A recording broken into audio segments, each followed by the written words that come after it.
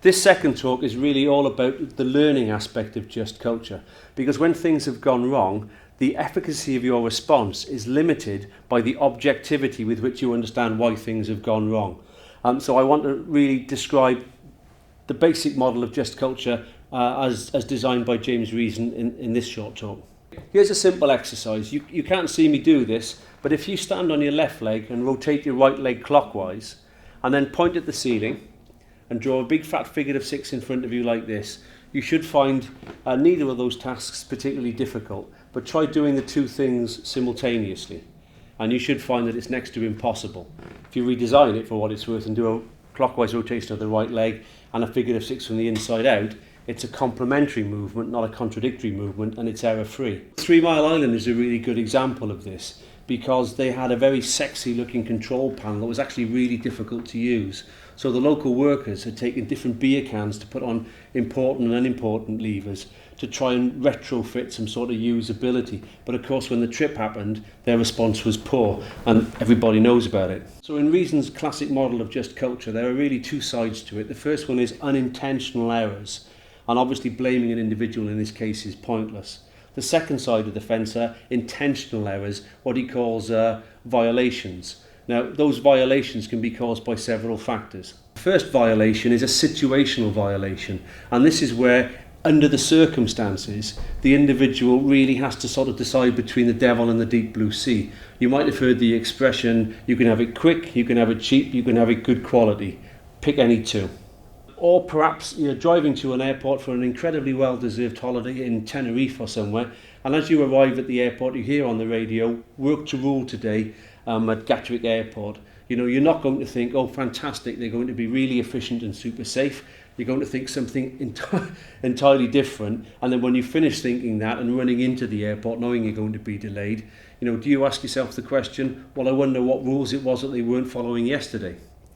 And of course, when we're talking about subcontractors, piecework, the expression a can of worms could have been invented for situations like that, where the individual, as I said, is caught between the devil and the deep blue sea. But the other aspect of violations, where things become really interesting, are what Reason would call an optimizing violation. And this is a violation where the individual knows that there's a risk associated with the behaviour, but they choose to do it anyway because they believe that's what the organisation expects of them. So how does an organisation communicate that lack of commitment to safety? Well, it might be something like kicking off a meeting with safety as the first item on the agenda, but rushing through it quickly so they can crack on with something more important. Or it could be the classic but.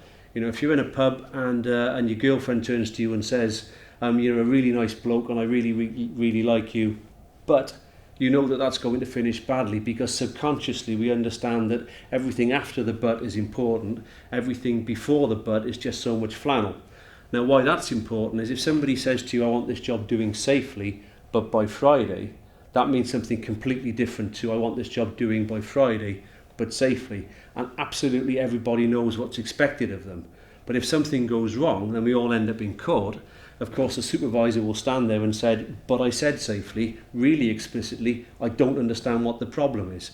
But everybody knows what was expected. About 85% of a communication is in your body language and your voice tone, and we're all really good at reading this. So imagine going into a new pub on an island and it says a warm Irish welcome in this lovely Irish pub, and you walk in, within seconds, without anybody even looking at you or saying anything, you realise wrong pub.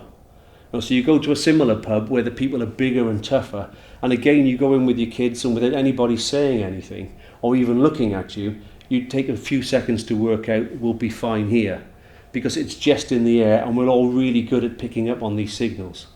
This has been summarised in Malcolm Gladwell's famous book Blink as, you know, if you walk into a situation and feel uncomfortable, you know, you're a complete idiot if you don't stand next to the door while you try and work out why. So what Gladwell has done there is really summarise Kahneman's Nobel Prize winning thinking fast, thinking slow.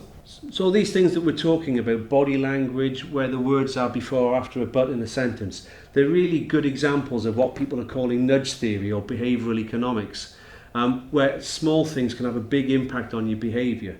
Another example would be in the offshore industry now. People have stopped asking the question, why did you choose to switch down? And started asking the question, why did you think it was safe to switch back on? Now the rationale behind that is that the response is exactly the same. X happened, we think Y caused it, so we tried this. But the shadow that the two questions throw are completely different. The first one says, you better have a good reason for that. The second one says, of course you've got a good reason for that. You've got 20 years of operational experience. What happened? Some years ago, I put together a box set of disaster movies for the BBC. We sort of picked 10 that complemented each other. And perhaps the most popular one in that is Spiral to Disaster. Now in that film, there's a very famous scene where the OIM, the Offshore Installation Manager, is desperately trying to get permission from Aberdeen to switch off. You know, with his second in command shouting at him, saying, I can see it out the window, it's on fire, you've got to switch off. But the installation manager won't switch off until he gets permission from Aberdeen, because he's had a lifetime of the first question, why did you switch off? Justify yourself. It's basically learned helplessness, operant conditioning. So in summary, what we find from Just Culture is if you step back and analyse objectively what's going on and why, 90% of the time you will find something that is useful to you.